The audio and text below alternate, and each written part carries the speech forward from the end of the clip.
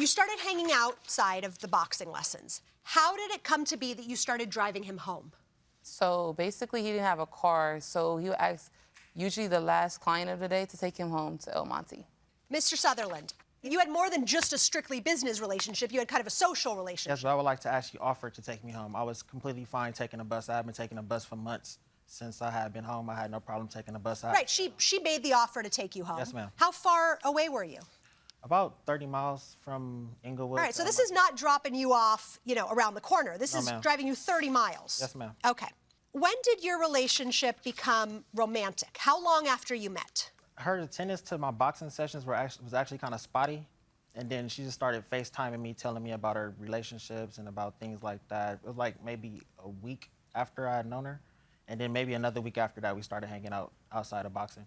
All right. So, Ms. Ransom, why don't you tell me your version of how the $5,000 for the loan/gift for the car came up? So basically, I went to Houston in May for Memorial Weekend, and he basically tried to get a car.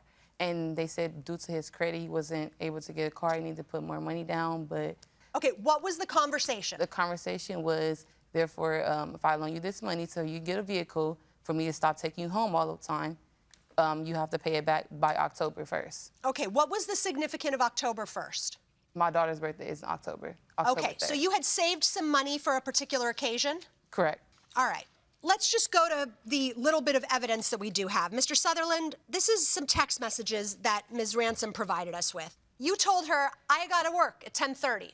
I need to make back money I spent I couldn't afford to, all the while still owing you $5,000. At that time, I was just being sarcastic because I didn't want to see her.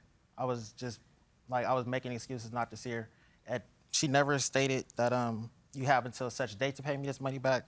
And then she just said, why are you doing this? Like, if that was the case, she would have stated, well, you have X amount of time to pay me the money back.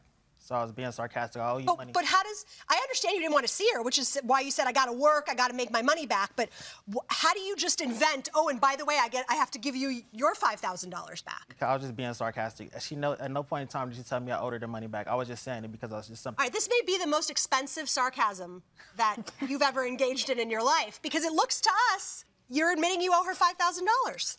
Okay. This is a conversation between the two of you prior to the car. And you're talking about owing $8,000, and you're saying, I'll have 6 if I pawn my jewelry, I'll have 7. And then you say to him, I'll give you the rest. Not as a gift, though. So if you said to me, I'll give you the money, I'm thinking you're giving it to me, not you're loaning it to me. Well, that's before when you face-to-face with someone, you make the agreement before you hand the money off, and that's what the agreement was. Okay. And that's why I had someone on the phone, so we, on both accounts, know that you're paying the money back at that time. You had someone on the phone just for the purpose of verifying that this was a loan? Yes. Why didn't you just put it in writing? Rather than have somebody on the phone to verify that this is a loan, write it down. Well, usually where I'm from, when you don't pay someone back their money, you usually go find them and hunt them down. Ah, I see. So you were going to do street justice, not hot bench justice. Correct. All right. Judge Corriero, maybe you can take us on that note. Thank you. Maybe we can combine both in our resolution of this matter. But let me ask you a few questions. Do you know what sarcasm means?